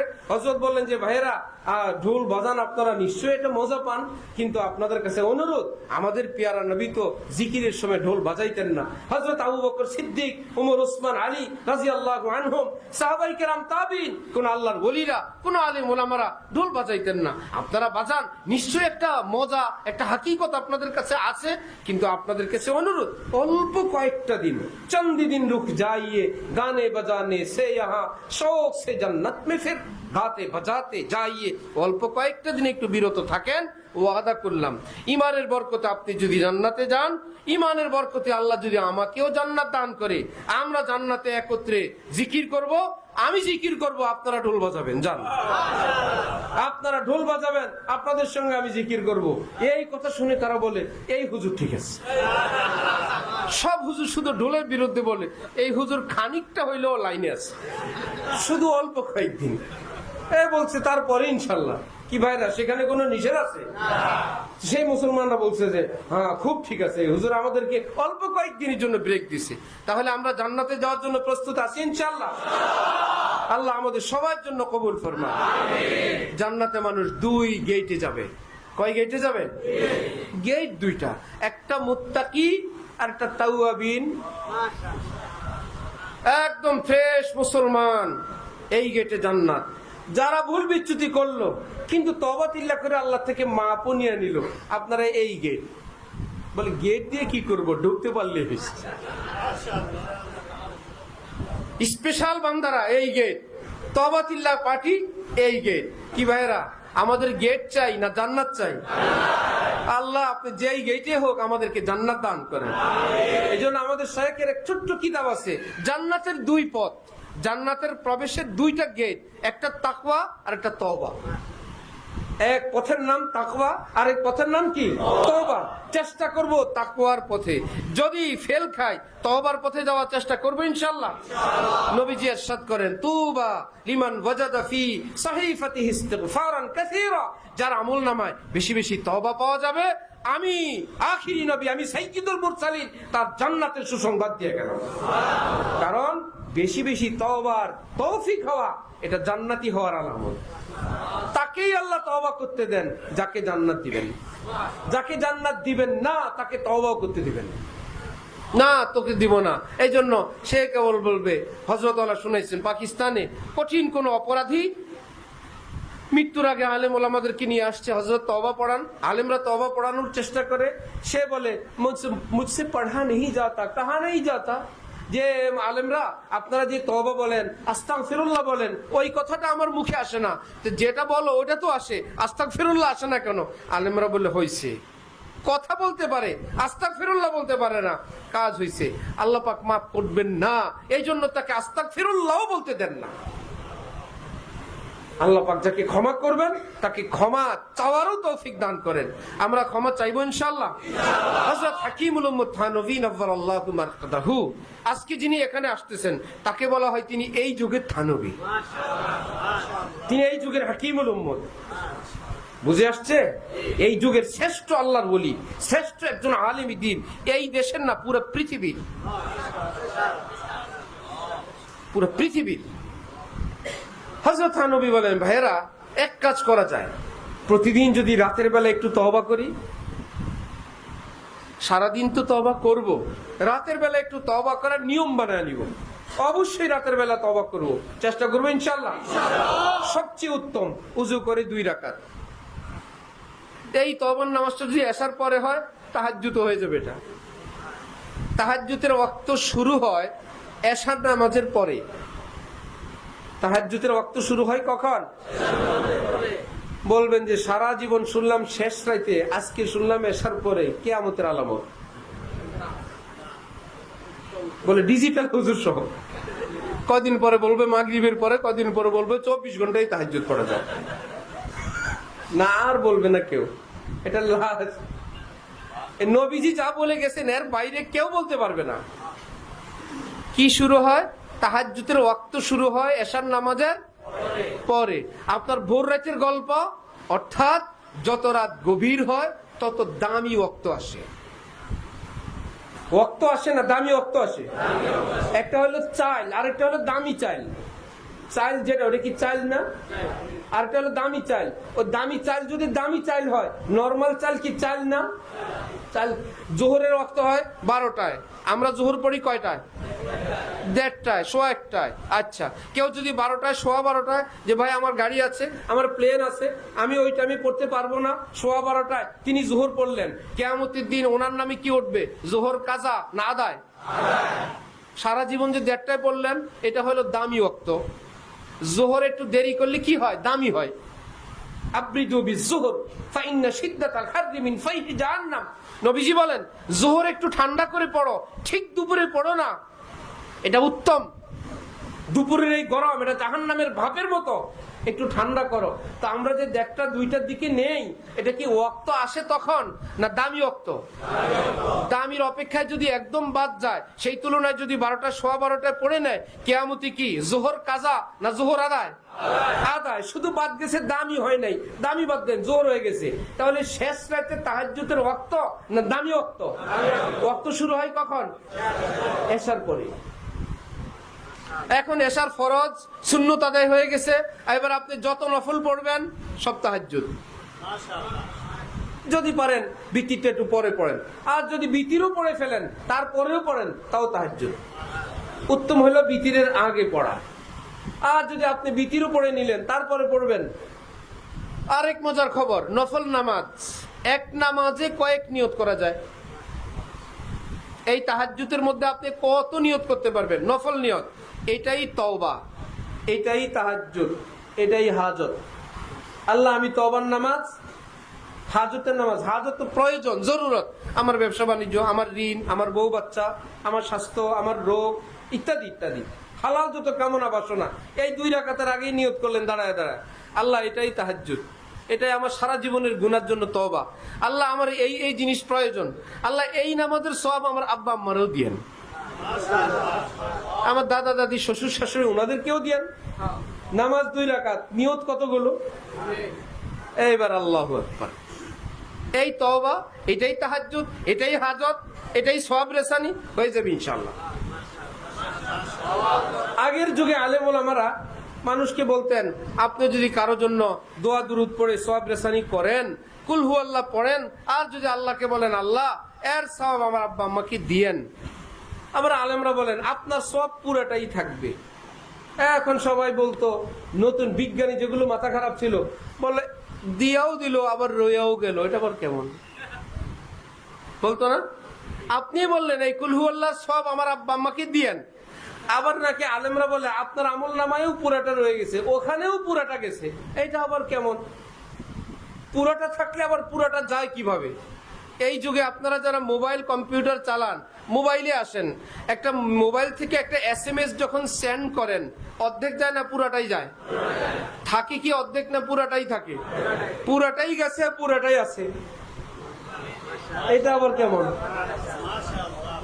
পুরাটা গেছে আবার পুরাটাই কি? আবার আলেম ওলামারা বললেন একই জিনিস আপনি আব্বা আম্মাকে দিলেন, তাহলে কুলহু আল্লাহর 50% আব্বা পাবে, 50% আম্মা পাবে না, পুরাটাই আব্বা পাবে, পুরাটাই আম্মা পাবে। এখন সবাই বলে এই আবার কিয়ামতের আলামত, পুরাটাই গেছে, পুরাটাই আছে, আবার সেখানে যাওয়ার পর আব্বাও পুরাটা আম্মাও পুরাটা, এটা কেমনি সম্ভব? এখন বলেন, মোবাইল থেকে আপনি যদি মার্ক অল করেন, অথবা আপনি যাকে মার্ক করবেন এই মেসেজটা আপনি বিশেষ করে ঈদ মোবারক যারা পাঠান, ঠিক না? চেনা নাই জানা নাই ঈদ মোবারক, তখন বুঝছে উনি একখান অল মারছে। চেনা অচেনা নাই, ওনার মোবাইলে যত নাম্বার সেভ আছে এক টিপ দিছে, সবার কাছে ঈদ মোবারক। এই যাইতে যাইতে কি সাদা হয়ে গেছিল যে ভাই এত লোকের কাছে পাঠাইছে, আপনার কাছে অল্প একটু আসছে?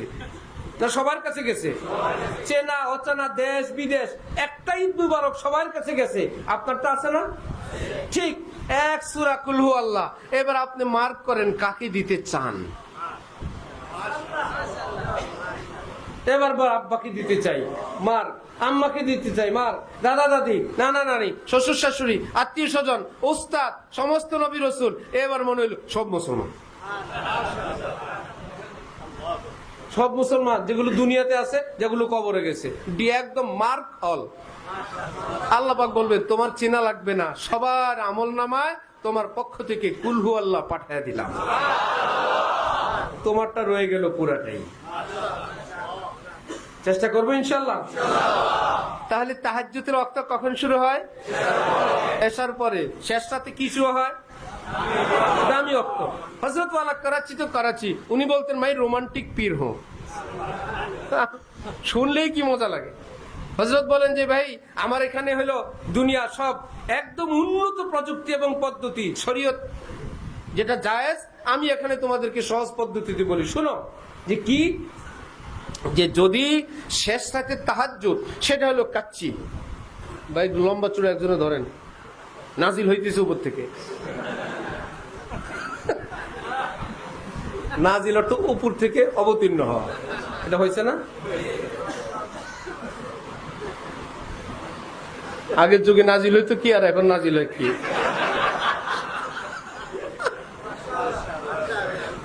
টুল বা মোড়া নাজিল হয়েছে। চলো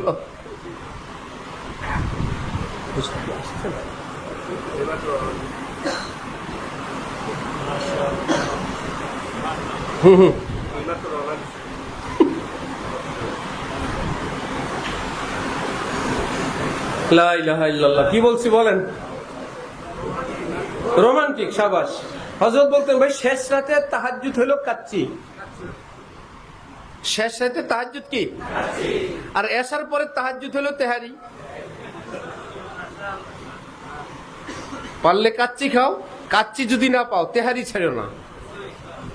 পুরান ঢাকার তো কাচ্চি আর তেহারি সবচেয়ে ভালো উদাহরণ, জায়গা মতো উদাহরণ হয়েছে না? যে কাচ্চি পাইলে কাচ্চি খাও, কাচ্চি না পাইলে তেহারি ছাড়বা না। তাহলে আমরা তাহাজ্জুদের জন্য নিয়ত করবো ইনশাল্লাহ। একদম সহজ। সারা জীবন বলছেন আরে তাহাজ্জুদটা পড়তে পারলাম না, তাহাজ্জুদ জানি কি জিনিস। তাহাজ্জুদের ওয়াক্তের ভিতরে বসে বসে বলে রাত 10টা বাজে তাহাজ্জুদ পড়তে পারলাম না। তখন কি তাহাজ্জুদ ওয়াক্ত আছে না নাই? তাহাজ্জুদের ওয়াক্তের ভিতরে বলে আহারে তাহাজ্জুদ পড়তে পারলাম না। এটার একটা উদাহরণ শোনাই। মক্কা শরীফে হজের সময় যেই দিন 9 তারিখ আরাফা, রাতে এসে মুজদালিফা, 10 তারিখ হইল যারা হজে লোক নেয় এরা ওই 10 তারিখের নাম রাখছে হারানো দিবস, হাজি হারানোর দিন। এলোমেলো হয়ে যায়, জম্মের ব্যস্ততা, ভিড় সবচেয়ে বেশি, এক জায়গায় সবাই রওনা। এই আগের রাত্রে আমি গিয়ে কোন পথে আমরা যাব আমি একবার হারানোর পর থেকে প্রতি বছর গিয়ে ঘুরে ঘুরে রাস্তা দেখে আসি। 3 কিলো গেলে যাইতে আসতে 6 কিলো, 5 কিলো হইলে যাইতে আসতে 10 কিলো। হযরতওয়ালাকে মুজদালিফায় শোয়ে এইবার গোপনে সকালবেলা আমরা কোন রাস্তায় আমাদের তাঁবুতে যাব, হযরত পাথর মারতে যাবেন না, যাবেন তাঁবুতে। সবাই যায় পাথর মারতে, হযরত যাবেন তাঁবুতে। এই জন্য স্রোতের বিপরীত একটা পথ আমাদের লাগবে, এটা আমি দেখে ঠিক করে আসি। যাক, কয়েক নেতা খেতারে নিয়ে গেলাম, কতক্ষণ হাইটা বলে ভাই আমি বসছি, যাওয়ার সময় আমার নিয়ে যান। আর সামনে আর গেলে আমি আর বেঁকে যেতে পারবো না, আমি এখানে বসি, যাওয়ার সময় আপনারা এই পথে নিয়ে যান। তো আমি তো রাস্তা পথ দেখে আসছি, সকালে পুরা কাফেলা সহ আমরা হাঁটতেছি। ভাই কই নিয়ে যাও, কোন রাস্তাঘাট, আমি হযরত চিনি, আমি আমাদের তাবু এই পথে, সব লোক এদিক যায়।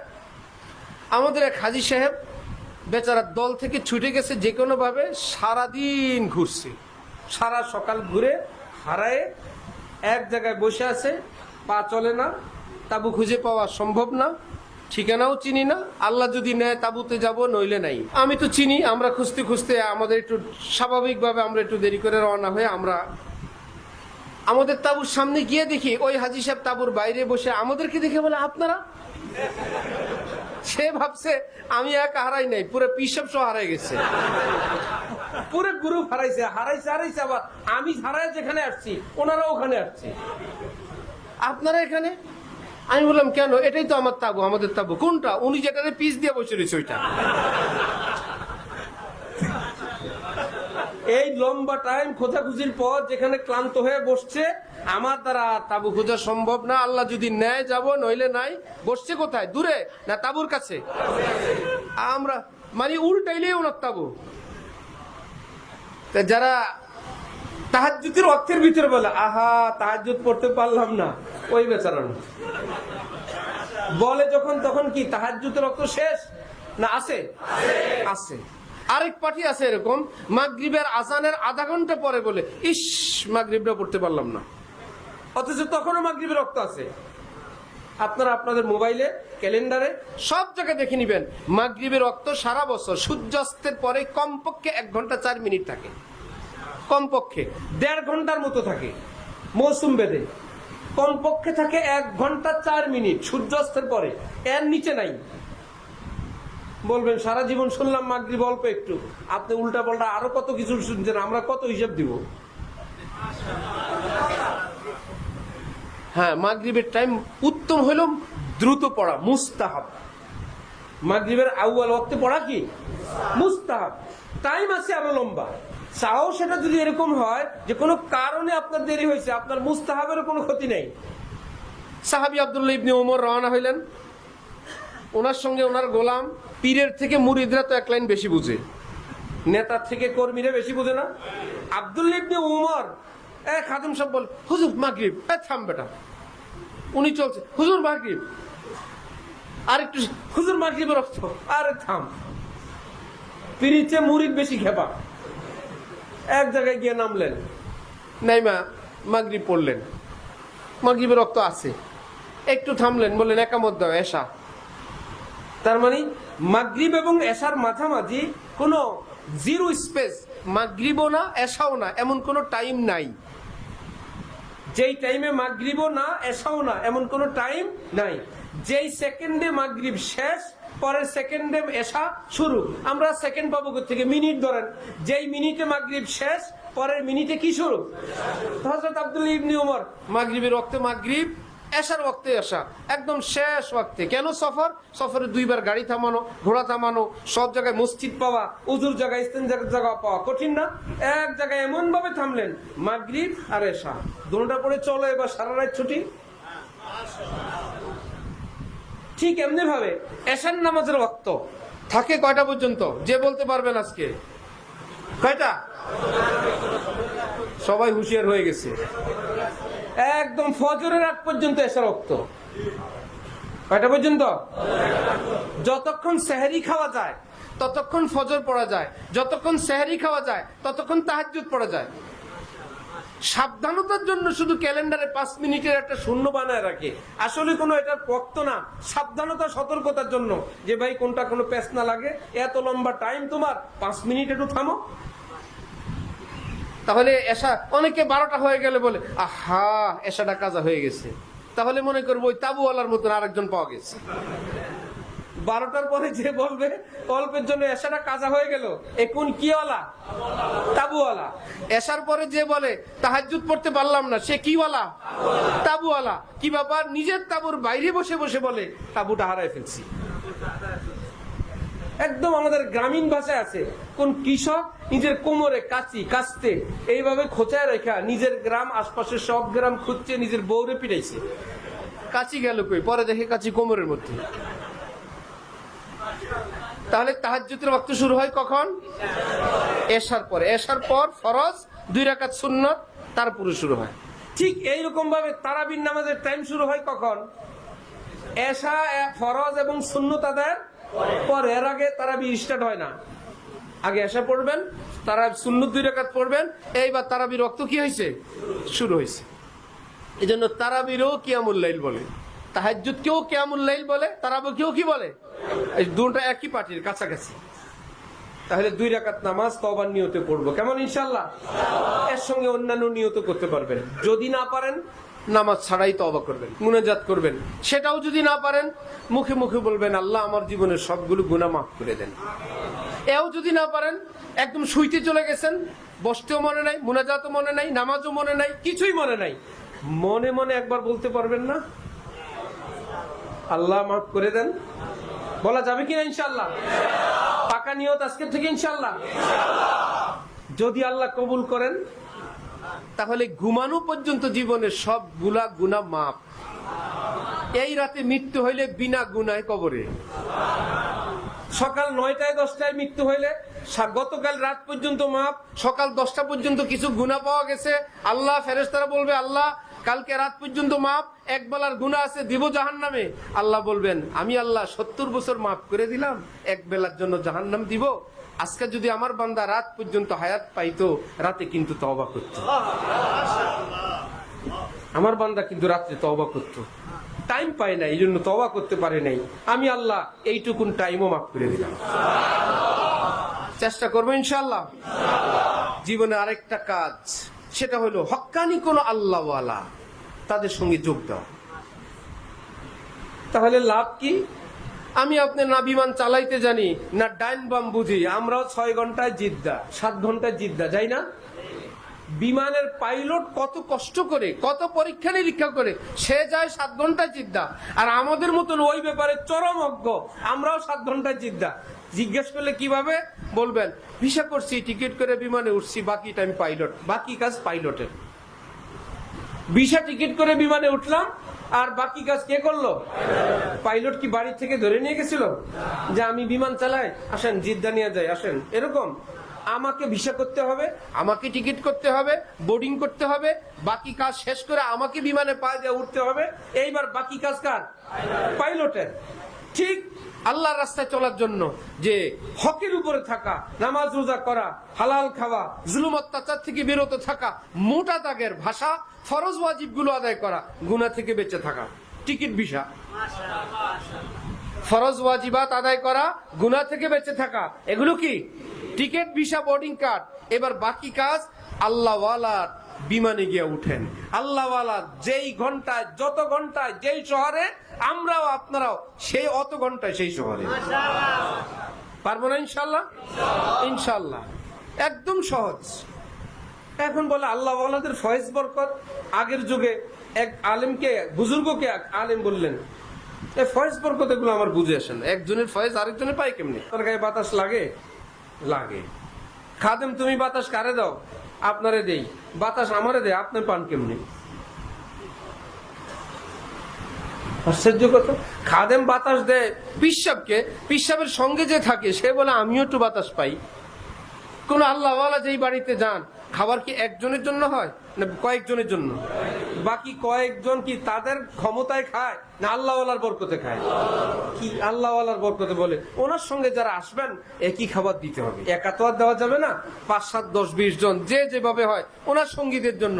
এবার সঙ্গী যেই হোক, নামাজি হোক, বেনামাজি হোক, নতুন হোক, পুরান হোক, কি ব্যাপার হযরত আল্লাহর সঙ্গে আসছে ভাই। আর দ্বিতীয় কথা নাই, রব্বুল আলামিন বলেন আমার কাছে তোমার হযরত আল্লাহ যেরকম আমার ইমানদার আল্লাহ ওয়ালারা লক্ষ কোটি হযরত আল্লাহর চেয়ে বেশি সম্মানিত। তার সঙ্গে যারাই আসে আমি আল্লাহ একই দস্তরখানে তাদের সবাইকে জান্নাত দিয়ে দিই। আরেক হাদিস কোরআন শরীফের এক আয়াতের তাফসীরও তো আরো জটিল। আল্লাহ ওয়ালারা জান্নাতে যাবেন স্পেশাল ভিআইপি। আল্লাহ আমার ভক্তগুলো কই, আল্লাহ আমার খাদেমগুলো কই। আবার মা বাবারা বলবে আমার সন্তানরা কই, বলবে তারা তো তোমার মতন আমল করেনি, নরমাল আমল করছিল। মা বাবাকে বলবে সন্তানরা নরমাল, শায়েখকে বলবে তোমার মুরিদরা তোমার মতো আমল করে নাই, তোমার জান্নাত স্পেশাল, তাদেরকে লোকাল নরমাল জান্নাতে দিয়ে দিছি। তখন তারা বলে ইয়া রব্বি ইন্নী আমিলতু লি ওয়া লাহুম, আল্লাহ আমি যখন আমল করতাম না আমি আমারও নিয়ত করতাম, আমার শিষ্য ছাত্র মুরিদ আমার সন্তান নাতিপুতি আমি তাদেরও নিয়ত করতাম। আমি এক আমার জন্য করতাম না, আমি তাদেরও নিয়ত করতাম। ফাউমিরা বিইলহাকিহিম, আল্লাহ পাক বলবেন যাও ওই যারা সাধারণ জান্নাতে আছে সবাইকে তুলে নিয়ে আসা, এই ভিআইপি জান্নাত সকলকে দান করে দেন। তাহলে আল্লাহ ওয়ালাদের আমল ওই নিয়তের মধ্যে আমরা ঢুকতে চাই কিনা? তারা দোয়া করেন আল্লাহ আল্লাহ আমার সঙ্গে যারা তাল্লুক রাখে, হাজিরিন গায়েবিন, কাছে দূরে যারা আছে, আল্লাহ আপনি সবাইকে কবুল করেন। এক আল্লাহ ওয়ালার কাছে মুরিদ হয়ে বায়াত হয়ে একটা অ্যাকাউন্ট খুলে দিলেন। দেশ বিদেশে, হরমে, মক্কা, মদিনায়, হজরে আসওয়াদ, সাফা, মারওয়া, মুজদালিফায়, আরাফায় যত দোয়া, ওই আল্লাহ ওয়ালার দোয়ার একটা অ্যাকাউন্ট আপনার নামেও আছে। ইনি যত দোয়া করবেন এই মুরিদের ভাগ্যে শব্দ আসবে। এই জন্য মুসলমানের জন্য আরেকটা কাজ, তওবা, ইস্তেগফার, তাকওয়ার সঙ্গে থাকার সাথে সাথে কোন কামেল আল্লাহ ওয়ালার সঙ্গে যোগ দেওয়া চেষ্টা করবে ইনশাআল্লাহ। আল্লাহ আমাদেরকে তৌফিক দান করেন। সেটাকে সহজ উদাহরণে আমি বলি, ট্রেনের বগি ইঞ্জিনের সঙ্গে, ট্রেনের ইঞ্জিনের সঙ্গে বগিগুলো ঢাকা থেকে চট্টগ্রাম যায়, বগি নিজ ক্ষমতায় যায় না ইঞ্জিনের ক্ষমতায়? বগি কয়টা কাজ করে জানেন? 2টা কাজ। 1 নম্বর কাজ করে লাইনে উঠে, 2য় নম্বর কাজ করে ইঞ্জিনের সঙ্গে নিজেকে জুড়ে দেয়। লাইনেও আছে, জোড়া দেওয়াও আছে। এইবার ঠক ঠক ঠক ঠক করে ইঞ্জিন যেই শহরে, বগিও সেই শহরে। আরে বগি ভাই তুমি আসলা কেমনে? বললো কষ্টে মষ্টে লাইনে উঠলাম আর স্যারের সঙ্গে নিজেরে শক্ত করে বেঁধে দিলাম, স্যার যেখানে যায় আমিও পিছনে পিছনে যাই। তাহলে আমরাও তো বেলাইন থেকে লাইনে উঠবো, শিখে বেনামাজির লাইন না নামাজির লাইন? সুন্নত খেলাফ না সুন্নতওয়ালা? গুনার লাইন না গুনাহ ছাড়ার লাইন? এটাই জান্নাতের লাইন, এটাই সিরাত মুস্তাকিম। হালাল খাও, জুলুম অত্যাচার থেকে বিরত থাকো, নামাজ পড়ো, হালাল রুজি করো, নিজের স্ত্রী সন্তানদেরকে দ্বীনের উপর রাখার চেষ্টা করো, নিজের দায়িত্ব কর্তব্য যথাযথ পালন করো। হযরত ইব্রাহিম ইবনে আদহাম কারো কাজ করছেন, এই বেচারা পারিশ্রমিক দিছে। ইব্রাহিম ইবনে আদহাম সন্ধ্যাবেলা বললেন কাজ তো করলাম, সময় তো ঠিক মতো দিলাম, কিন্তু যতটুকুন মনোযোগ এবং শক্তি দিয়ে কাজটা করার দরকার ছিল আমার মনে হয় আমি কাজটা পুরোপুরি মনোযোগ এবং শক্তি দিয়ে করতে পারি নাই, তাহলে তো আমার জন্য আপনার টাকাটা নেওয়া হালাল হবে না। যতটুকুন শক্তি এবং মনোযোগ, মালিককে বললেন থাক আমি আপনার কাজটা ফ্রি করে দিলাম, আমাকে টাকা দেওয়া লাগবে না। ভয় হয় যদি টাকাটা হারাম হইল, যদি আমি পুরা মনোযোগ না দিলাম, দায়িত্ব যথাযথ পালন না করে যদি পারিশ্রমিক নিলাম, আর আমি না নিলে তো মুক্ত। কি ফাইন খবর! আল্লাহ পাক ঈমানি শক্তি এমন দিলেন, এক ব্যক্তি গিয়ে বলল মক্কা শরীফে ইব্রাহিম ইবনে আদহামকে, মুস্তাকিমুল কলব, আল্লাহর দ্বীনের উপরে আল্লাহর সঙ্গে অন্তর একদম বাঁধা, মুস্তাজাবুদ দাওয়াত বুজুর্গ আল্লাহওয়ালা কারা? একদম যাদের অন্তর আত্মা আল্লাযীনা ইন্নাল্লাযীনা ক্বালু রাব্বুনাল্লাহু সুম্মা ইসতাকামু, একদম ইস্তিকামতওয়ালা, অটল অবিচল দ্বীনের উপরে। আর কারা, কেমন? উনি ওই লোককে বোঝানোর জন্য মক্কা শরীফের এক পাহাড় আবু কুবাইস, জাবালে আবু কুবাইস বলে, সেই দিকে ইশারা দিয়ে বললেন আরে মিয়া তারা হইলো এত পাওয়ারফুল লোক, এই জাবালে আবু কুবাইসকে বলে যদি সব হারিক তো পাহাড় জায়গা থেকে সরে যাবে। আল্লাহর দ্বীনের উপর অটল অবিচল থাকে যারা, তাদের পাওয়ার এমন। ওই যে হাত দিয়ে ইশারা দিয়ে পাহাড়কে বলছেন সরে যাবে, পাহাড় জায়গা নড়াচড়া শুরু করছে। ওই জাবালে আবি কুবাইস পাহাড় এরকম নড়াচড়া শুরু করলে উনি আবার পাল্টা ধমক দিবেন, উস্কুনিয়া জাবাল, এই পাহাড় তোকে যাইতে বলছি, আমি তো আরেকজনকে দেখানোর জন্য তোর দিকে একটু হাতের ইশারা দিচ্ছি। কিন্তু গোমর ফাঁস হয়ে গেল, উনিও যে ওই স্তরের মানুষ ওইটা প্রকাশ হয়ে গেল। উনি তো অন্যদের উদাহরণ দিতে গিয়ে বলেন ওনারা এমন মানুষ, এই পাহাড়কে যাইতে বললে পাহাড় চলে যাবে, এই বলে হাত দিছিলেন, পাহাড় প্রস্তুতি নিয়ে নিচে যাওয়ার জন্য। উনি পাল্টা বললেন, উস্কুনিয়া জাবাল, এই পাহাড় থামো, তোমাকে যাইতে বলি নাই, তোমাকে আমি আরেকজনকে এক্সাম্পল উদাহরণ দেওয়ার জন্য আমি বলছি, থামো তুমি এখানে। দেখেন রিজকে হালালের পাওয়ার দেখলেন। ব্রিজ বা উঁচু জায়গা থেকে এক ব্যক্তি ছিটকে পড়ে গেছে শূন্যের মধ্যে, হযরত ইব্রাহিম আদম দেখলেন, আরে লোকটা একটু পড়বে তো শেষ, এই শূন্যের মধ্যে দেখা অবস্থা বললেন আল্লাহ, বাকি কথা এখনো বলেন নাই, অন্তর্যামী খোদা আল্লাহ তো জানেন কি বলতে চান। আল্লাহ বলবেন ঠিক আছে বলো, মুনাজাত শেষ করো, ওই বেটা তো পড়েই যাবে। আল্লাহ তো জানেন আমার ইব্রাহিম কি বলতে চায়, আল্লাহ বলে কি বলতে চায় জানেন না। ওই শূন্যের মধ্যে ওই লোকটাকে আটকায় দিচ্ছে, হাওয়ার মধ্যে আটকে আছে এমনি। কি ব্যাপার যে আল্লাহ পাকের দ্বীনের উপর যে অটল অবিচল থাকে, হালাল রুজি বলা হয়, আল্লাহ পাক তার ইমানি শক্তি এমন বানায় দেয়। तायरे लाहौती उस रिजिक से मौत अच्छी जिस रिजिक से आती हो परवाज में कोताही। হে আল্লাহর দিকে উড়ন্ত পাখি ইমানদার নরনারী, শোনো, ওই লোকমা যেটা হারাম সেটা খেলে তুমি ছিটকে পড়বা নিচের দিকে, বরং ওই লোকমাকে তুমি ছিঁড়ে ফেলে দাও, ছুঁড়ে ফেলে দাও, তুমি ছুটতে থাকো ক্ষুধার্ত পেট নিয়ে আল্লাহর দিকে। হারাম খাবার খাবো না, প্রয়োজনে পেটে পাথর বাঁধবো, এক লোকমা কম খাবো, এক আইটেম কম খাবো, কম পয়সার বাড়ি ভাড়ায় থাকবো, নর্মাল পোশাক পরবো, হারাম লোকমা খাবো না, হারাম পোশাক পরবো না। কি ভাইরা প্রস্তুত আছি ইনশাআল্লাহ? তাহলে কাজ দুইটা, একটা লাইনে উঠা, একটা কি করা, লাইনে ওঠা মানে ফরজ ওয়াজিবের উপর আমল করা, গুনাহ ছেড়ে দেওয়া, এই তিনটা করা মানে লাইনে উঠা। লাইনে উঠা মানে তসবিহ হাতে নিয়ে থাকা, লাইনে উঠা মানে চোখ বন্ধ করে থাকা, লাইনে উঠা মানে সারাদিন মসজিদে থাকা, বড় দানার তসবিহ নিয়ে থাকা, একদম দুনিয়াদারি ব্যবসা বাণিজ্য সব ছেড়ে দিয়া জঙ্গলে বসে থাকা, এটার লাইনে উঠা না। বরং ফরজ ওয়াজিব আদায় করে আর গুনাহ করে না, এই লোক একদম জান্নাতের লাইনে আছে। আরেকটা কাজ, বগি কি শুধু লাইনে উঠে না, আরেকটা কাজ করে। বগি যদি লাইনে উঠে দাঁড়ায় থাকে, হ্যাঁ ইঞ্জিন যেই লাইনে আমিও সেই লাইনে, ইঞ্জিন তো চলে যাবে, আপনি যাবেন কেমনে? ইঞ্জিনের সঙ্গে নিজেকে জোড়া দেন, অ্যাডজাস্ট করেন। ঠিক আল্লাহওয়ালারা যেই লাইনে, যেই নামাজ পড়েন আমিও পড়ি, কোরআন পড়েন আমিও তেলাওয়াত করি, ইত্যাদি ইত্যাদি লাইনে আছেন। ইত্তাকুল্লাহ হইল কুনু মাস সাদিকিন, আল্লাহ পাকের আরেকটা কথা আছে, নিজেকে জোড়া বান্ধ, সেটা তো বাকি আছে। তাহলে কোন আল্লাহওয়ালা যাদেরকে হক্কানি আলেমরা, মুত্তাকি আলেম ওলামা, পরহেজগার আলেম ওলামারা বলেন হ্যাঁ তিনি মস্ত বড় আলেম আল্লাহওয়ালা, এইরকম কোন আল্লাহওয়ালার সঙ্গে নিজেকে জুড়ে দেন। দুই ভাবে জোড়া যায়, হয়তো তার কাছে মুরিদ হবেন, অথবা তার সঙ্গে যোগাযোগ যাতায়াত রেখে আপনি তাকে মুরব্বী মানবেন, অ্যাডভাইজার, উপদেষ্টা, যে আপনি একজন আমার দ্বীনী উপদেষ্টা, অভিভাবক, আপনি আপনার কাছে আমার জীবনের পরামর্শ নিব, আপনি যেভাবে বলবেন আমি সেভাবে চলবো। মুরিদ হইতে হবে না, হাতও দিতে হবে না, আপনি আপনার জীবনটাকে তার অধীন করে নিবেন, তার পরামর্শের অধীন। এটা আমাদের জন্য কোনো লজ্জার না। হযরত মুহিউসসুন্নাহ শাহ আবরারুল হক সাহেব রহমতুল্লাহি আলাইহি বলতেন, হযরত ওয়ালা করাচি রহমতুল্লাহি আলাইহি বলতেন, প্রেসিডেন্ট প্রধানমন্ত্রীর উপদেষ্টা থাকে না, একজন দুইজন, বর্তমানে মন্ত্রীর কাছাকাছি, যেই কয়জন মন্ত্রী এর প্রায় অনেক পরিমাণ উপদেষ্টার সহকারী। কি রাজনৈতিক, আন্তর্জাতিক, নিরাপত্তা বিষয় উপদেষ্টা, রাজনৈতিক উপদেষ্টা, বাণিজ্য বিষয় উপদেষ্টা। প্রেসিডেন্ট প্রধানমন্ত্রী তো বলে না, প্রধানমন্ত্রী তো বলে না আমাকে উপদেশ দেওয়ার কে, আমারে তুমি উপদেশ দিবা না, ফুটানি করলে মরবে। ফুটানি করলে মরবে না, মরবে। বরং উপদেষ্টারা তোমরা এক একটা সাইড দেখো, আমাকে তথ্য দাও, আমি সেভাবে চলবো।